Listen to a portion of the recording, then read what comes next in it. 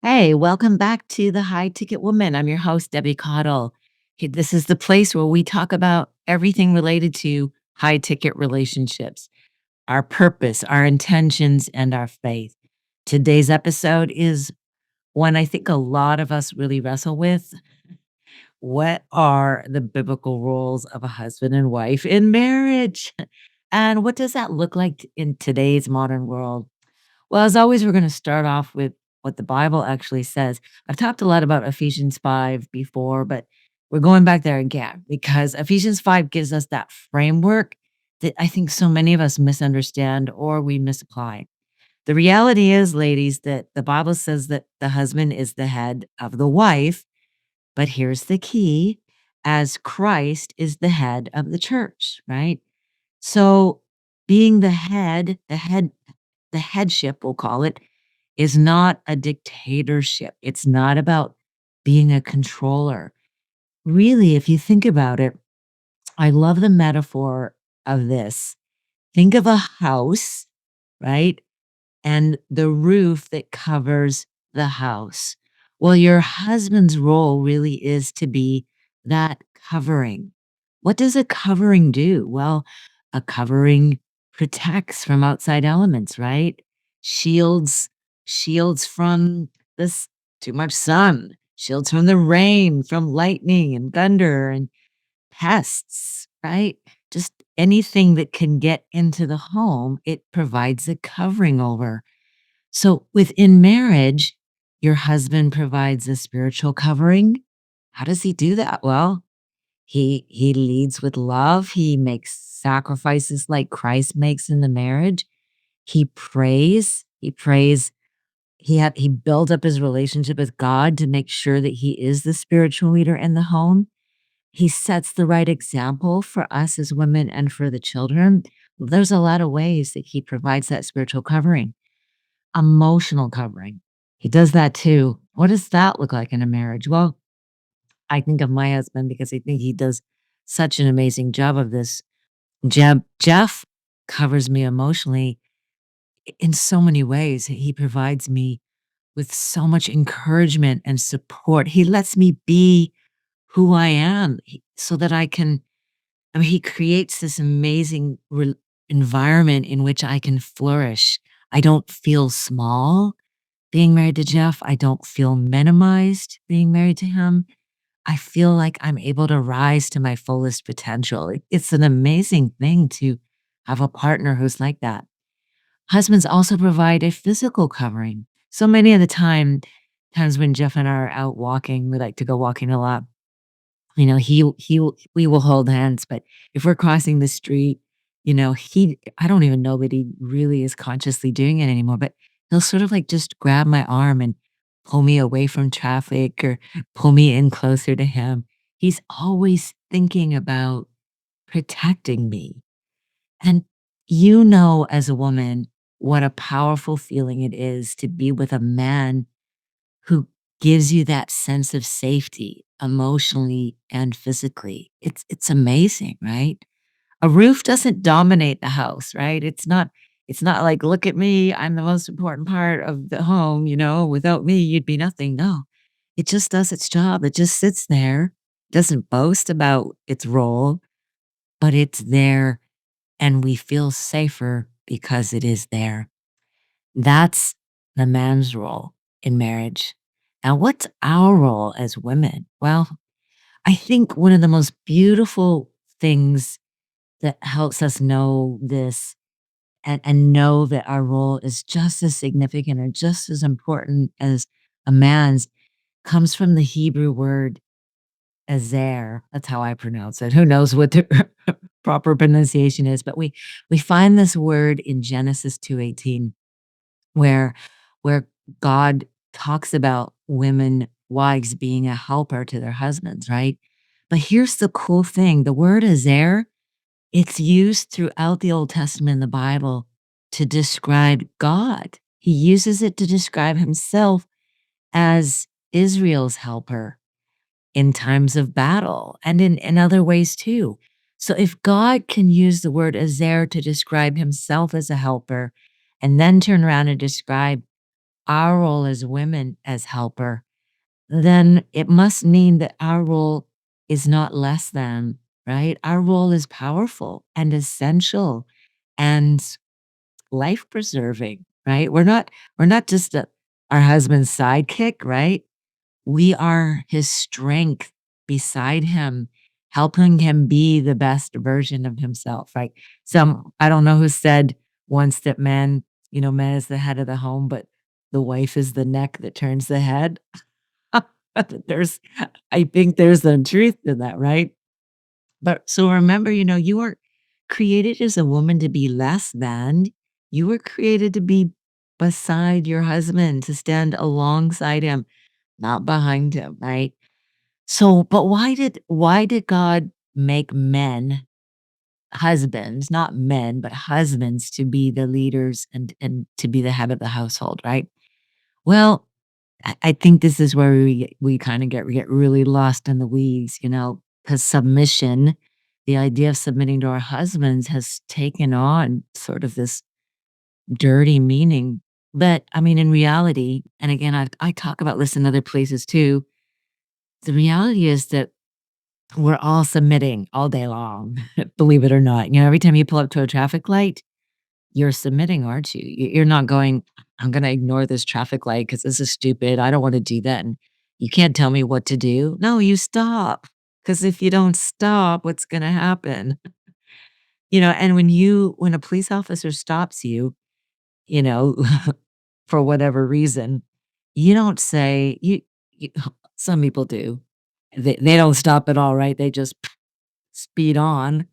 Um, and they paid the consequences of that, but typically we stop, right? And when a police officer says, "You've broken the law in some way, you sped or your license is out of date," or whatever we're getting in trouble for, we don't, like, defy the police officer typically, right? We say, "I'm sorry, officer. Thank you for pointing that out to me," and then we pay our ticket, right? Unless we feel justified in the fact that we've been wronged and we go argue with the judge. But you get what I'm saying, right? All throughout society, no matter what country you live in, there are rules that we all submit to because we understand that those rules are for the good of society. So when we submit to those rules, we aren't saying this is stupid, you're just suppressing me as a woman. No, we recognize that we need those rules. Well, it's the same in marriage, right? God decided this, and who am I to argue with God, right? Who am I to say, I think you got it wrong, God, you should have put women in charge and not men. I we could speculate all day long. Um, I'm not gonna waste my time and energy doing that. God knows what he's doing. God's got a plan, and I think his plan is amazing. So if this is what he wants, so be it. What I need to do is I need to submit myself to God first and foremost, right? God, this is how you've designed it. This is what you said. So how must I honor this to the best of my ability in my marriage, knowing that operating in my own strength and my own abilities and the gifts that you've given me doesn't mean it doesn't strip my husband's roles and responsibilities away, and it doesn't make me less. So I have to honor my husband's efforts. I need to be a support and an encouragement to him, and play to the gifts and abilities and strengths that God has given me. I am Jeff's partner. I'm not a passive observer just going, "Yes, sir, whatever you want, sir." Nor does Jeff want that from me, right? This isn't about me disappearing in the marriage and spotlighting my husband. This is really about being aligned to God, but we have different roles. I sometimes I use the metaphor of flying a plane, right? Because with a plane, you have clear roles in the cockpit, don't you, right? You've got a pilot and you've got a co-pilot. And they both know what their jobs are, and they are both essential to the flying of the plane. They don't get in the cockpit and then, start arguing with each other about, I'm gonna control I'm gonna have the controls. No, I'm gonna have the controls.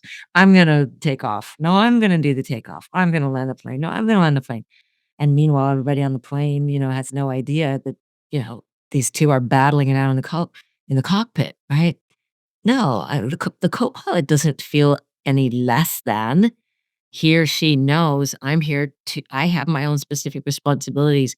I have my things that I need to do, and the pilot has theirs. I think marriage is a lot like that. All right. So what happens now? I think it's really important to talk about like what happens when that's not actually what your marriage looks like. Okay. So if you are a woman who's married to a man who's not fulfilling his biblical role, okay? He's not showing up as a spiritual leader.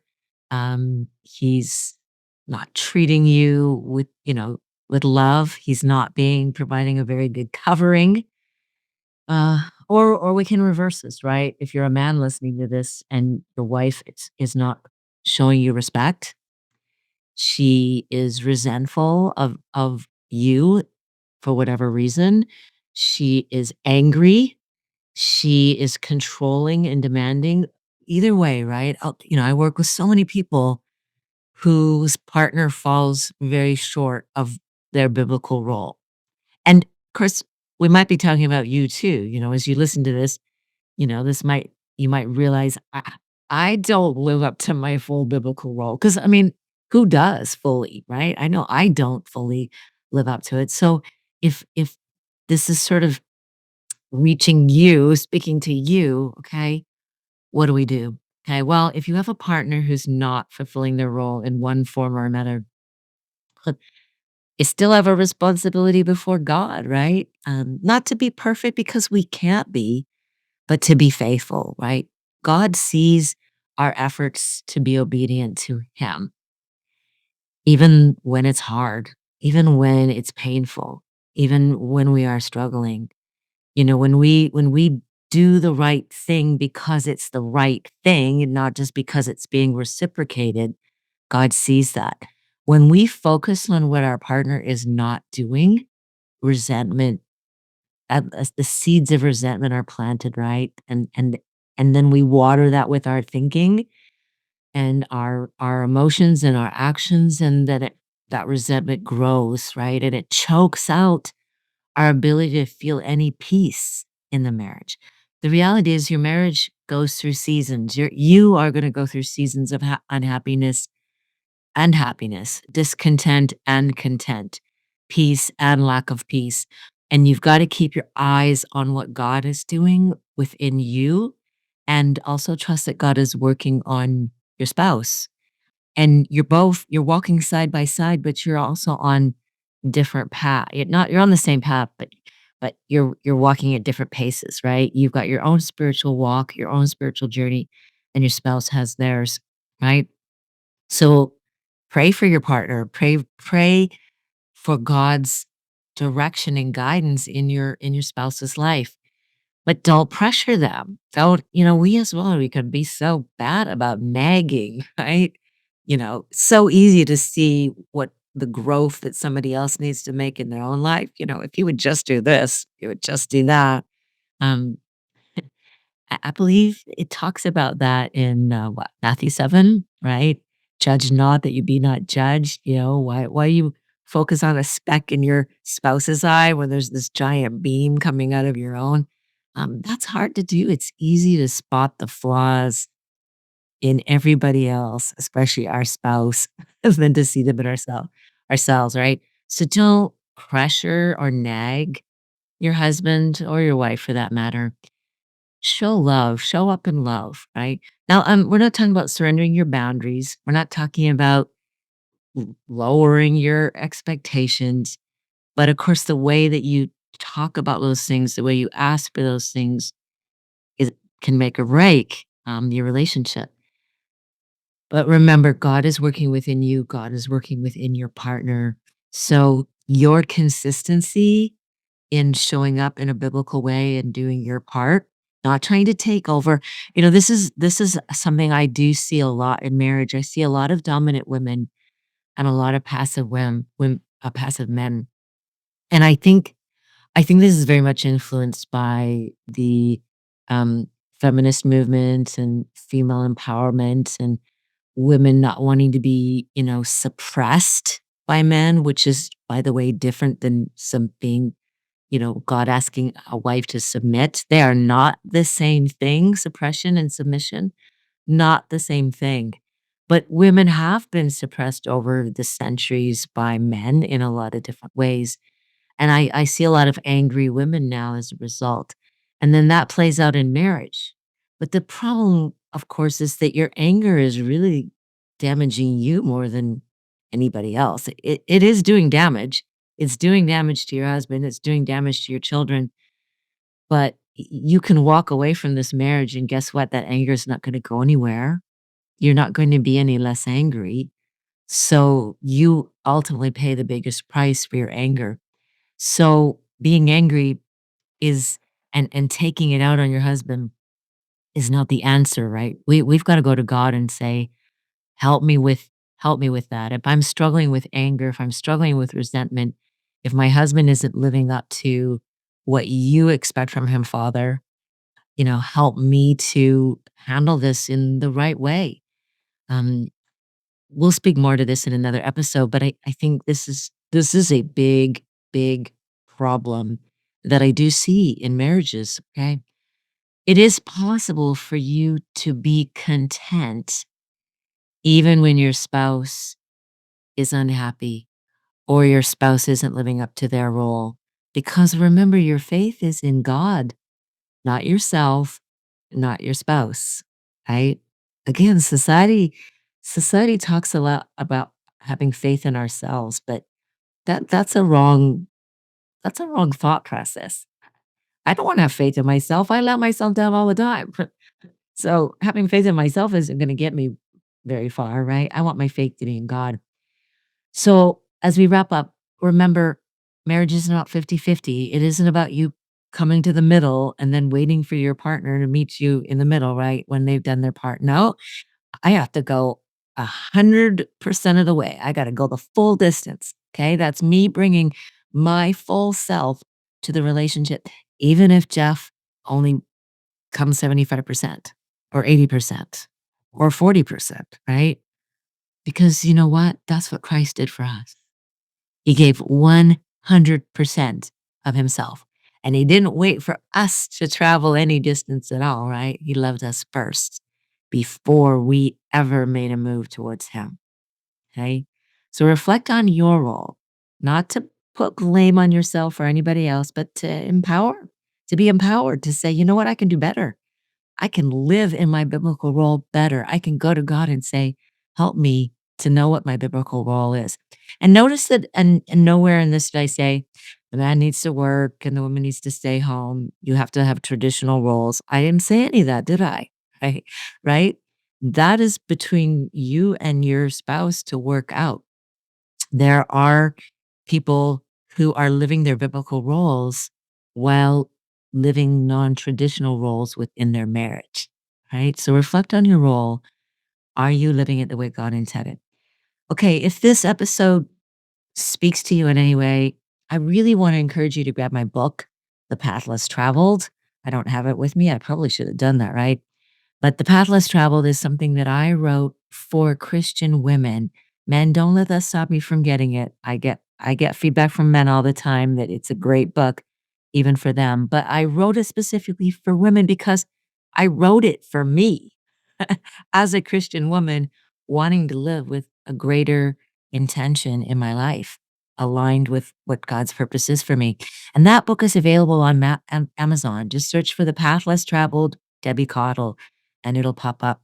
It's an invitation to live with greater purpose, greater faith, and greater intention, even though that path less traveled, might be hard. Remember, your next step doesn't have to be perfect. It just has to be forward. Be sure to subscribe, leave me a review, and share this episode with someone that you know needs a fresh perspective on marriage. I'll see you next time. Bye bye.